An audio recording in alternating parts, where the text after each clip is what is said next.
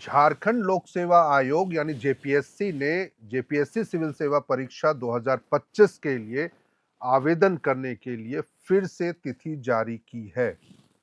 जी हां, अब तक की अभी की सबसे बड़ी खबर यह है जो जेपीएससी ने जेपीएससी सिविल सेवा परीक्षा के लिए आवेदन करने की अंतिम तिथि बढ़ा दी है और अब अभ्यर्थी वन टाइम रजिस्ट्रेशन के जरिए 9 मार्च तक 9 मार्च शाम 5 बजे तक आवेदन कर सकेंगे।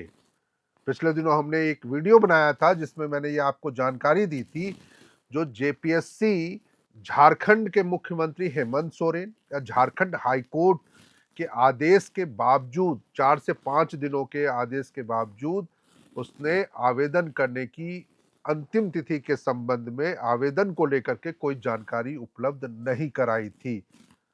सवाल भी उठाया था जो क्या जेपीएससी झारखंड हाईकोर्ट और झारखंड के मुख्यमंत्री के आदेशों की अवहेलना कर रहा है। अब जाकर के ये खबर सामने आ रही है जो जेपीएससी ने झारखंड हाईकोर्ट के 20 फरवरी के आदेश और झारखंड के मुख्यमंत्री हेमंत सोरेन के 21 फरवरी को विधानसभा के अंदर दिए गए बयान के बाद कार्मिक विभाग की ओर से जारी 21 फरवरी के पत्र के आधार पर आवेदन करने की जेपीएससी सिविल सेवा परीक्षा के लिए आवेदन करने की अंतिम तिथि 9 मार्च रखी है और इसके लिए परीक्षा शुल्क 10 मार्च शाम 5 बजे तक भरे जाएंगे। इसके साथ ही जेपीएससी ने पीटी परीक्षा की भी तारीखों की घोषणा की है। जो तारीख पहले 15 मार्च रखी गई थी उससे अब बढ़ा करके 12 अप्रैल कर दिया गया।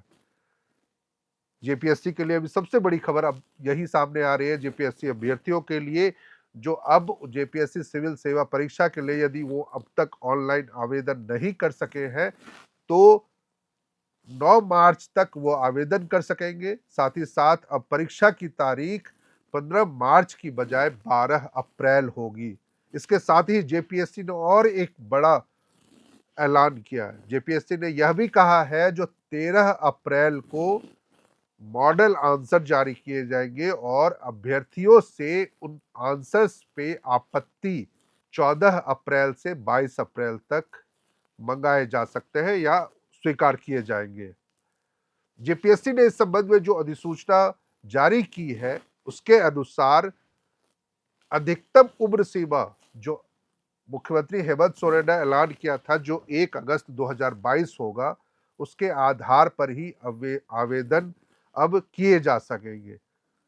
वहीं जेपीएससी ने यह भी कहा है जो न्यूनतम उम्र सीमा जो रखी गई है वो 1 अगस्त 2026 के आधार पर रखी गई है।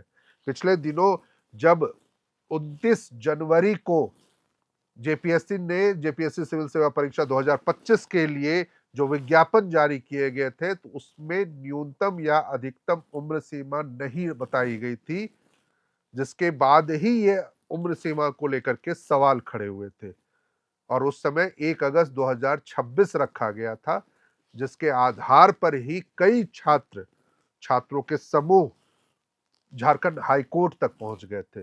राज्यपाल तक याचिका या राज्यपाल तक गुहार लगाई गई थी जो इस संबंध में वो जेपीएससी को निर्देश दे जो उम्र सीमा को लेकर के खासकर ओवर एज का जो मामला था उसको लेकर के वो दिशा निर्देश दे।